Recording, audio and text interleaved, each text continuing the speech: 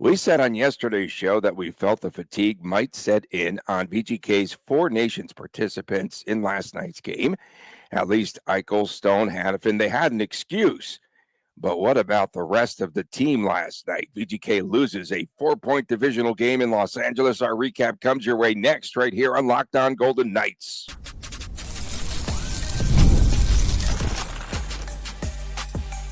You're Locked On Golden Knights, your daily podcast on the Vegas Golden Knights, part of the Locked On Podcast Network, your team every day.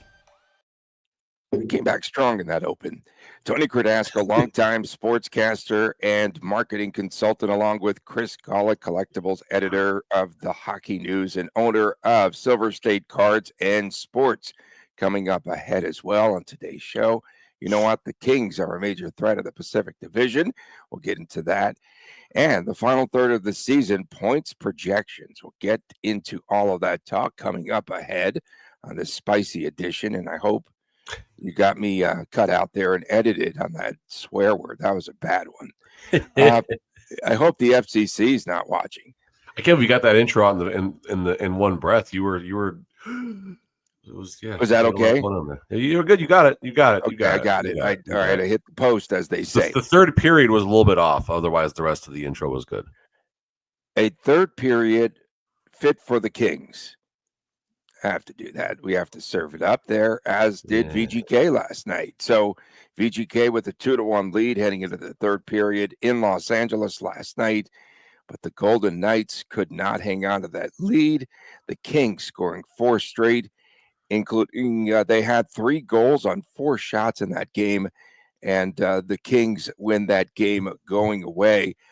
Call it fatigue, the Four Nations face-off lag or what have you. The 4 guys who went to Cabo, hangover, whatever you want to call it. But VGK just falls apart. And I'm going to say one thing here again. Alex Pietrangelo and Noah Hannafin should not be on the ice together. Petro losing Kempe behind the net, tosses it out to Fiala. Pietrangelo skating in quicksand. And Ilya Samsonov was not good. You said that he was okay. And why would Aiden Hill need yet another break? I am so lost right now on just the way they're playing goaltenders.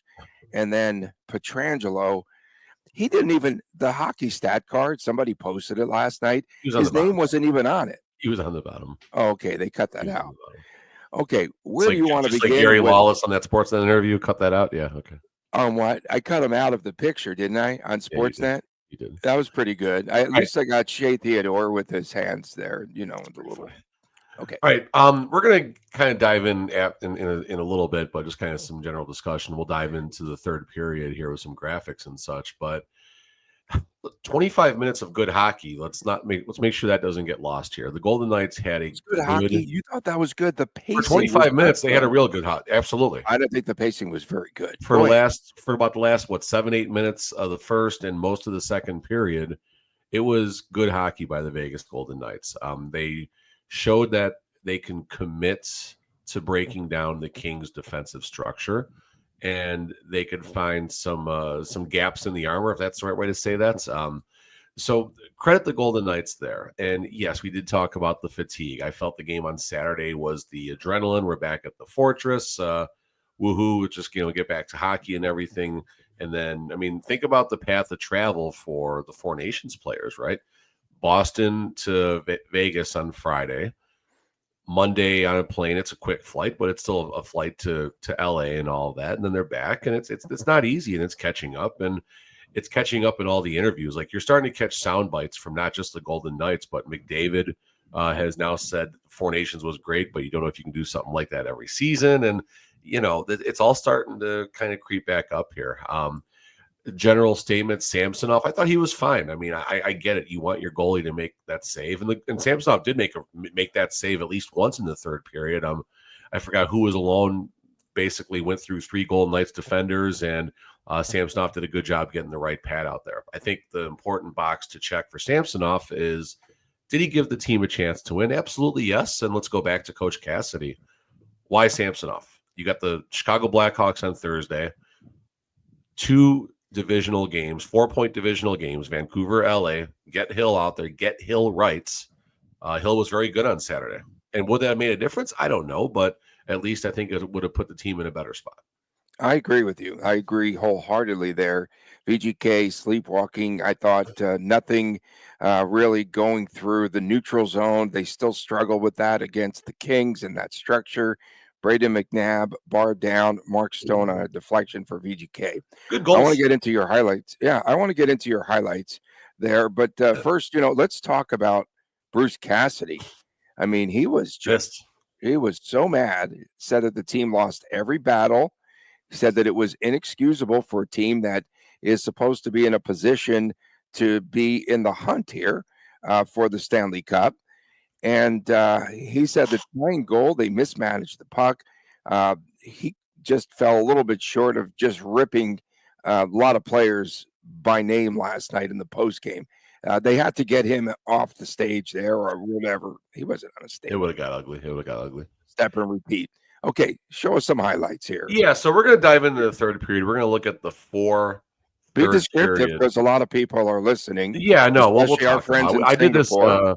I did this last Thursday as well, or a week, whenever one of the solo shows. When I overslept, yeah. Okay. I think it was before that, honestly. Okay, I think it was before that. All right, so for those of you that are on audio, we have the NHL Edge visualizer up on the YouTube feed right now. And basically, it looks like the old football dots run around and things like that. But each player has their number over their dots, so you know who the players are and what happens. Did you ever have the football game that was played with the little magnetic guys? Yeah, that's what this is. But yeah, okay. So this first goal right here, this is the Trevor Moore goal. Comes in 2-on-1. Samsonov, not a lot he's going to do here. Start this over and watch right down here at the blue line. You can see where I'm circling. Look at Pietrangelo. Where is Pietrangelo going? How does that puck get behind him? That puck is not screaming around the boards or anything like that. 2-on-1, Pietrangelo can't get back to cover. Pietrangelo paging. They have to break up him and Hannafin. I don't know. That is a given. I'll look at the shift chart. Okay. I don't know how long that happened, but they definitely were for a moment. It was they gave up, I think, the 4th goal together there. Here's the Foegele goal, right? Or the Foegele goal. Pietrangelo on the boards. Oh my god. Kind of loses the battle. Yeah. You got Howden turns it over right there. And then some Samsonov is doing absolutely nothing there. Beautiful forehand backhand play. Exactly. Again, he played well. He played Pietrangelo. Well. Starts with Pietrangelo. This is a Joel Edmondson goal, and this is the one where he gets hung out to dry behind the net. Pietrangelo? Yeah, so watch right here. So there's Noah Hannafin. Where's Noah Hannafin going with this puck? Lavoie looks like it was too far ahead of Lavoie. And then you got a shot from the point. It doesn't get tipped on the way in. You got traffic, but again, a lost puck behind. That was pathetic. And then what goes on? Why would Pietrangelo be tired now? Because he's injured, Tony. Because he's injured. That's why. No, they said he's great. He's doing fine. Come on, man. He did this. Passenger Pietrangelo's done this in the past. He has games like this, man. You can't. Come on, don't defend him. So this last goal is the one that absolutely bothered me the most right here. Oh, this was pathetic. So watch what happens here. You got the puck going around the boards. And now stop right here for a second. Eichel, where is Eichel? Eichel is of no help to the play where he is. This was wait, so this was the Fiala. This is the nail in the coffin, the 5th goal. This is Fiala. The 4th third period goal. The Fiala goal, yes, Fiala. Yeah. Okay. So you got Stone. I'm not sure what Stone is covering, but you've got a lot of money in players with Pietrangelo, Eichel, and Stone out here. So watching this play develop. And again, behind the net, look. Where is Pietrangelo? Where's anyone? Look at the slot. There's no one home. There's 4 Golden Knights on top of the face-off circle right now. So keep watching. I can't. This time, and then boom, Fiala sneaks in. Pietrangelo, Eichel again. There's no one around Eichel. This is where your $11 million superstar needs to be better and more aware. Stone isn't in a terrible spot right there because he's watching. He either has the top of the slot or the boards there, a shot coming. But Eichel is of no value in this play. Pietrangelo is a passenger. Howden's okay. Dorofeev is okay. And then, of course, there it goes in the net. What are you going to do right there? Wasn't So Dorofeev on the bottom too of that hockey stat card?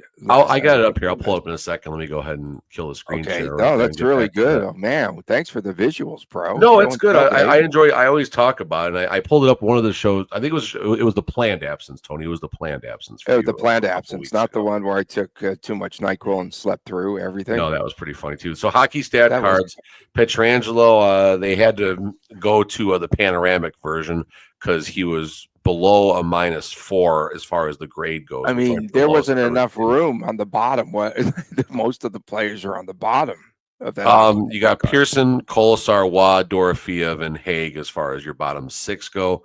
Noah Hannafin's up on top. I wasn't I don't watching know the same why. game, I don't but he know had why. assists. He had a Yeah. good assist. Oh It no, was he had the good assist on a the good shot pass. shot Good shot pass on the shot pass. Yeah, that was good. And then he did make some good plays there for a stretch, but Hannafin at was the better. end, He was better. defensively, like I don't think it. I mean, by default, I think they put him on the top.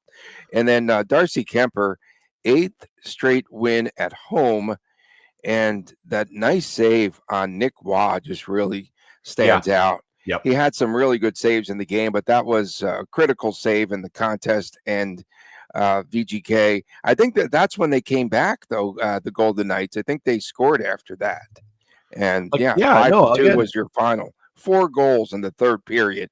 And the defense was like a sieve, as you showed. I mean, where's everyone going?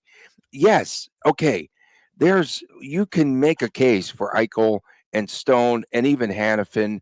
I'm I not mean, gonna you accept can. it, but go ahead. No, but you can make a case for the fatigue setting in and them being tired. Sure. You can. Yeah. But the rest of this team, like, okay, Pietrangelo, 2 games back. Oh my goodness. There was the narrative. Somebody wrote a story about Pietrangelo and how great he looks. And he was aided by that time off there during the Four Nations, right? And You said Pietrangelo. I got tired. Anyway, I know. Yeah, you got sleepy there, you bro. drink some You coffee. Keep talking. take some NyQuil. So No. I was going to praise the VGK defense. I was texting you going, wow, after 2 periods, this has been a pretty good showing by VGK's defense. And then, again, well, McNabb had the goal too, and Hannafin with the shot pass and all that.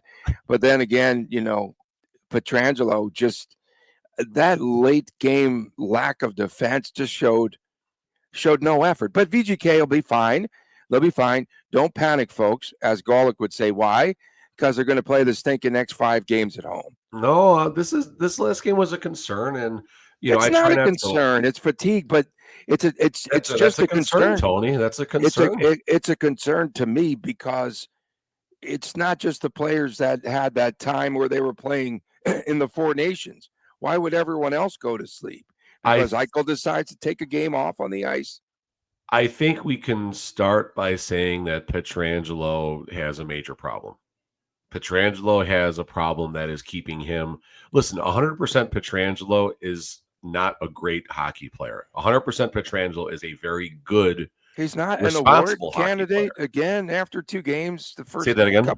Not an awards candidate. The first 2 games of the season, state run. Of course, He's an awards 100%. candidate. But Okay, Pietrangelo is not right, and there's a problem. This 2 weeks off. all those did not help minutes, him one all bit. those stinking minutes added up is what happened earlier this season. That's His what entire happened. career has added up, Tony. Yeah, all those he's stinking just got minutes, too much but yeah. wear and tear.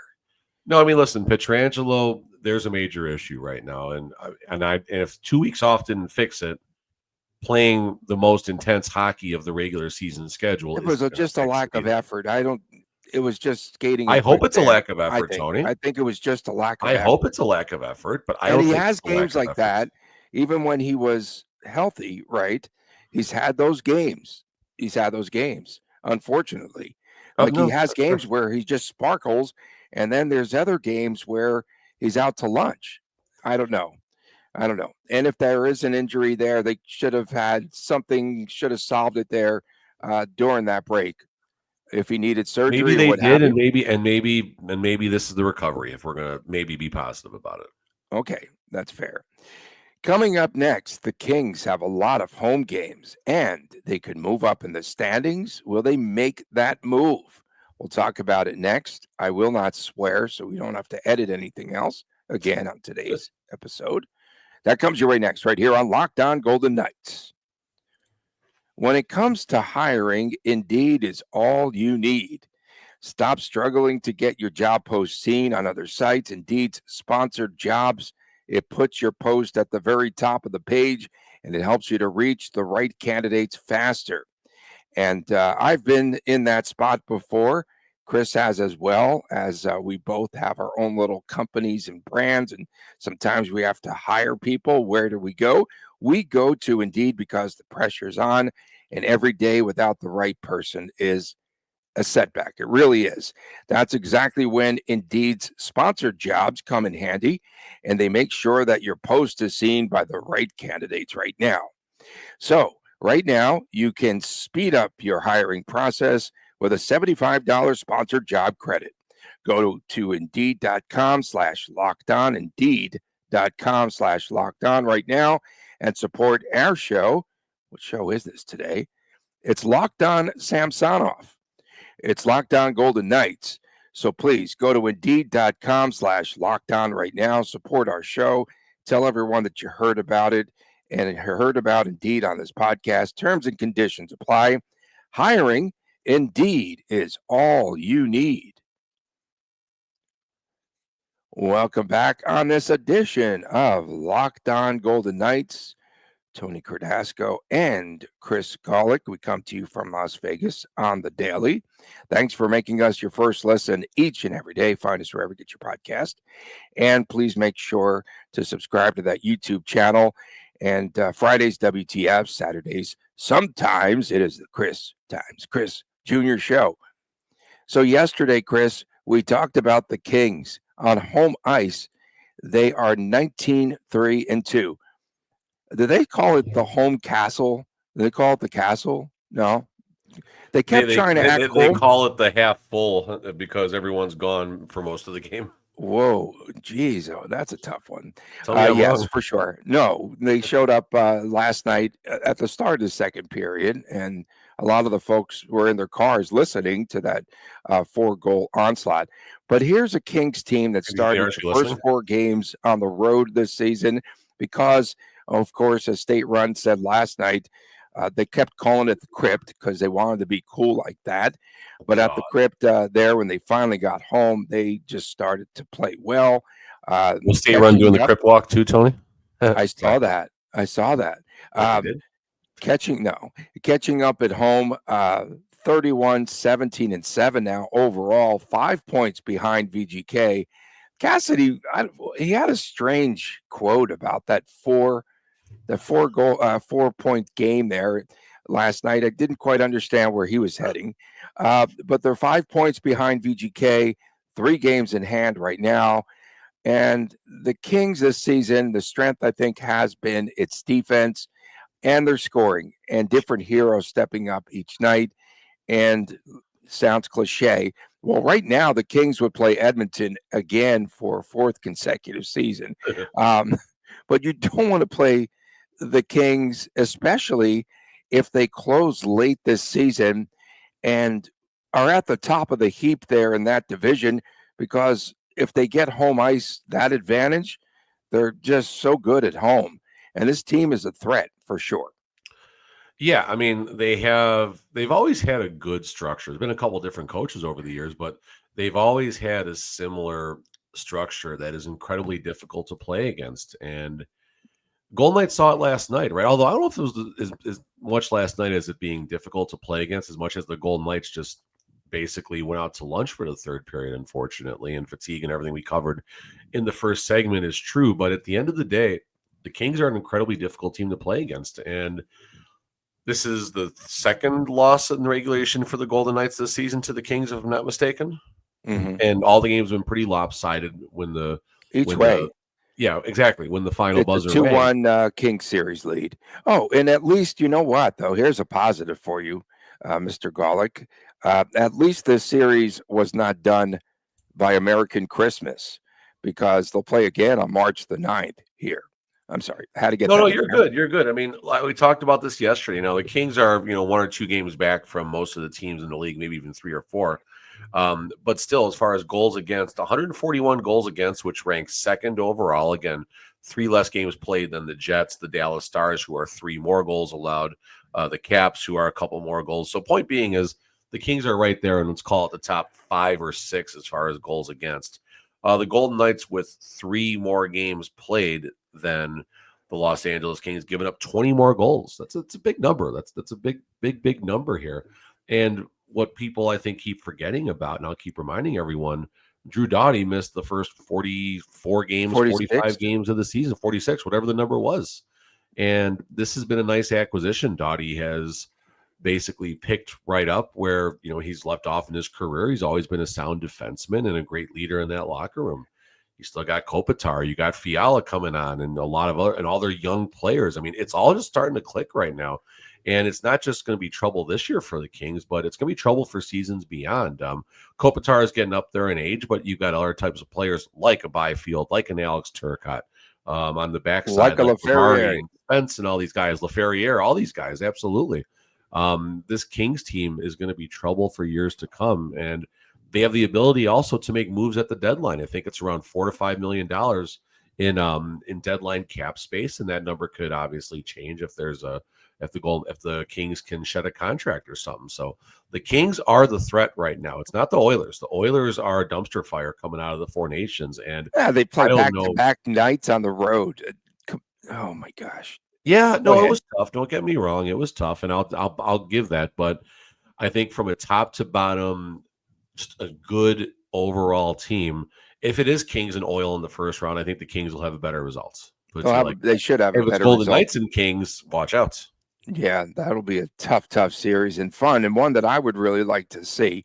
We spoke about the top 6 yesterday on the show, and then yesterday, once again, the 11-7 structure last night. Odd man out, Clark Brandt just skating on his own. Mikey Anderson returns, and they paired him with Gavinkov, right? And then they dropped down Drew Doughty on the pairings to the second pairing now with Joel Edmondson. And defensively, they just, obviously the structure is good, but the way that those pairings are working out, pretty good. And then also, when we talked about the offense for the Kings, when I looked at the stats last night, the points are spread out, right? So you don't have to rely on just that one guy or one line, if you will. So Kempe has 48, 46 Kopitar, Fiala 38 as of press time. I might not have added points there.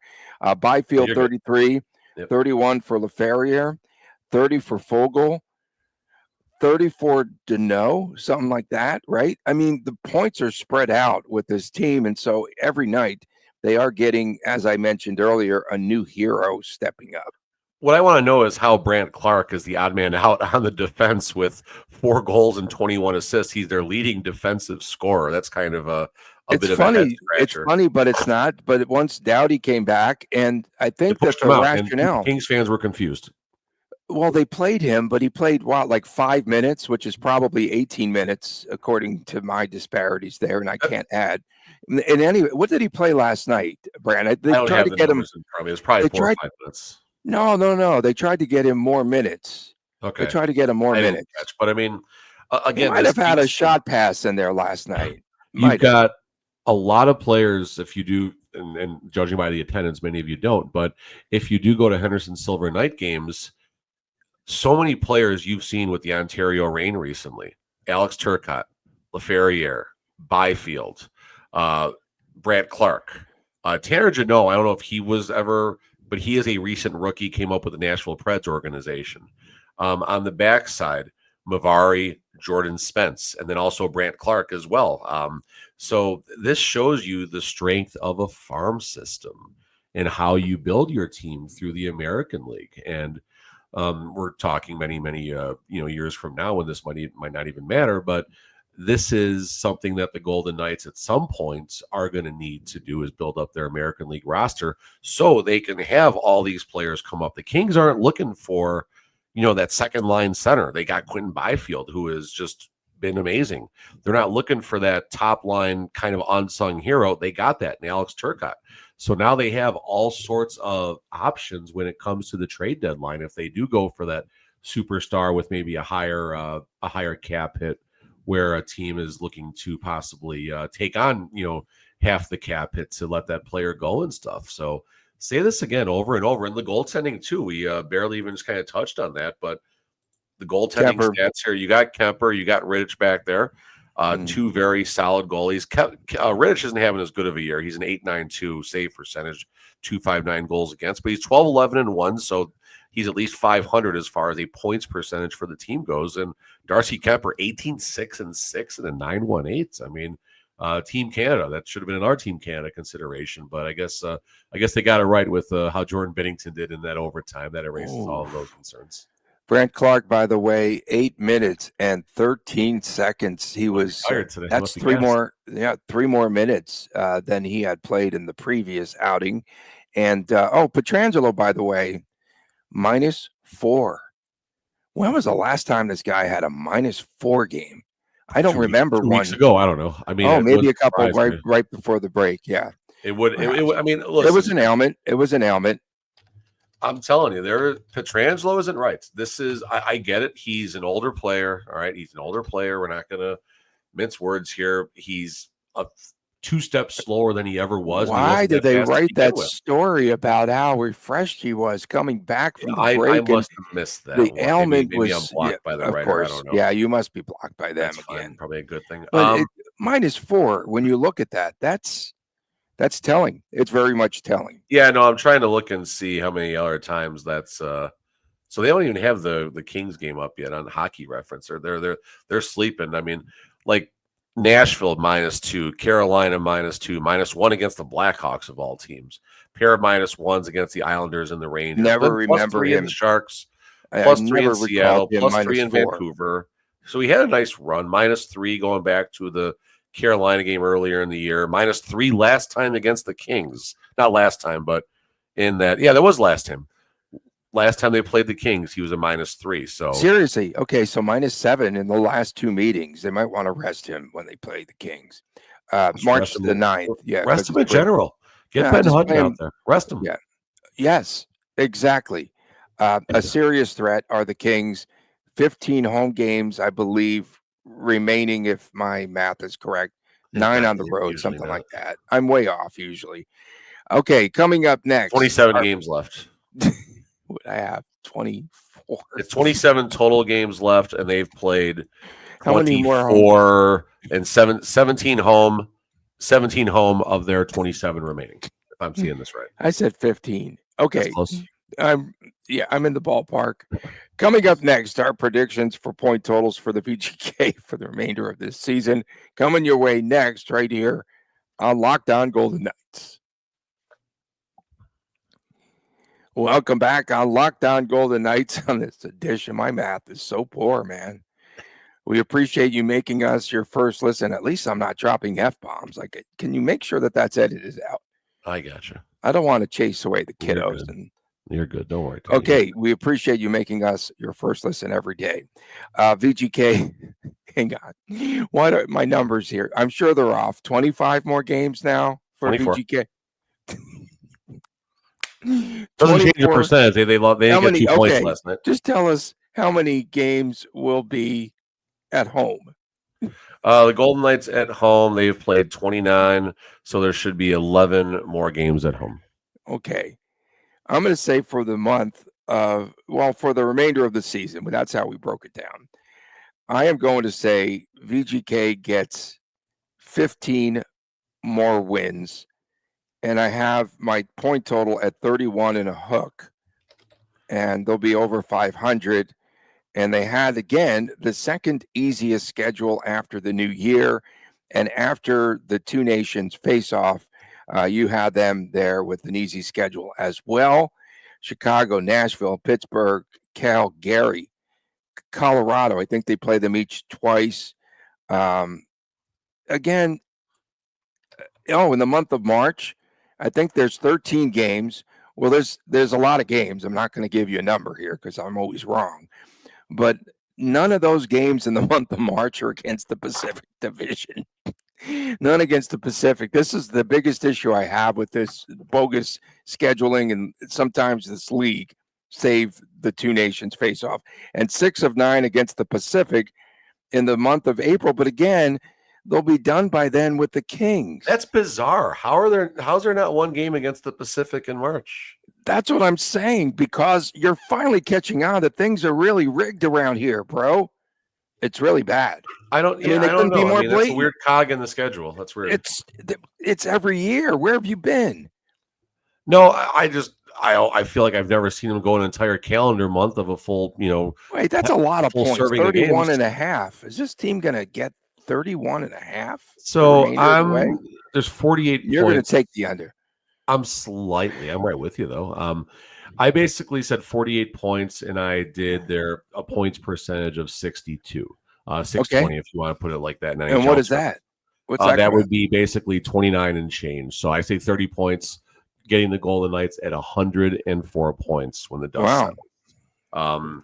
I don't see him pulling away. I don't. 104 points could still win the division. Let's be clear about that, or get in the top. Be right there at the end. But yeah, so I'm going 104 total points, which is 30 down the stretch. What was your number, Tony? You said 31 and a hook. So give me a number. So 31 or 32. Give us a number. How many do you want? So you say 105? 105 and a half points. That's so you're saying they finish with 105 when the dust settles. Okay. And a half. Track the stuff. You don't have a hook on your number? Where are you going? Well, I wasn't setting an over under. I just said how many points they're going to get. But if I'm going to put a betting line out there, I'm probably going 34 and a half, because everyone's going to take the over no matter what I put out there. It's just how the public thinks. Okay. But I mean, listen, the Golden Knights, this is weird right now. And yes, there's the fatigue of the Four Nations. They got a couple days off. The team is not practicing. They're not going to be on the ice in any capacity today. Travel day from LA. Travel day. They probably traveled last night, actually.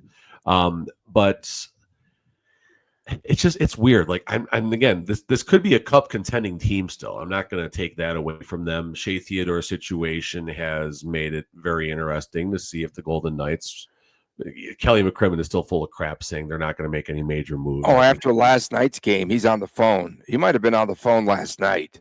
He was on the phone probably during the Four Nations. That's why they put Carlson on LTR. He was on speed dial in the third period last night. Yeah, no. So let's see what happens. Let's see how things shake out. Maybe there's a little bit of an emotional reaction right now because they got ran out of the crypts, I guess, the crypt arena, whatever we're going to call it right now. You got Chicago on Thursday. If they struggle against Chicago, who is this much of a threat, if they struggle against Chicago, that's not good. They handled New Jersey last time they played them. That's going to be a Sunday game. Yeah. You got Toronto, Pittsburgh, Los Angeles coming back. Those March are not 3 easy games. Pittsburgh can be really good, or they can be really bad. And then they're on home ice, for crying out loud. And they have gaps in between, and they'll be fine. Don't care. You got a 4-game roadie after that: Pittsburgh, Columbus, Buffalo, Detroit.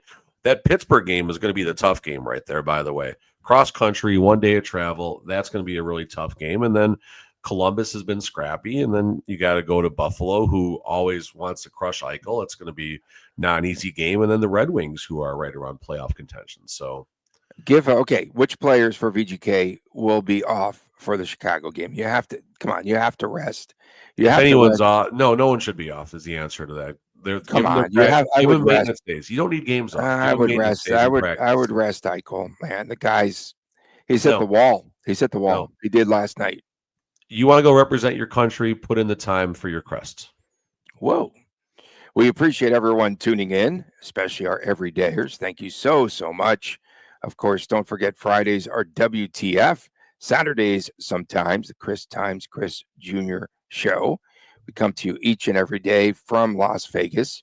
And thanks for making us your first listen every day. For my man, Chris Golick, I am Tony Cardasco. We'll see you again tomorrow right here on Locked On Golden Knights. And please don't say Samsonov, and take care.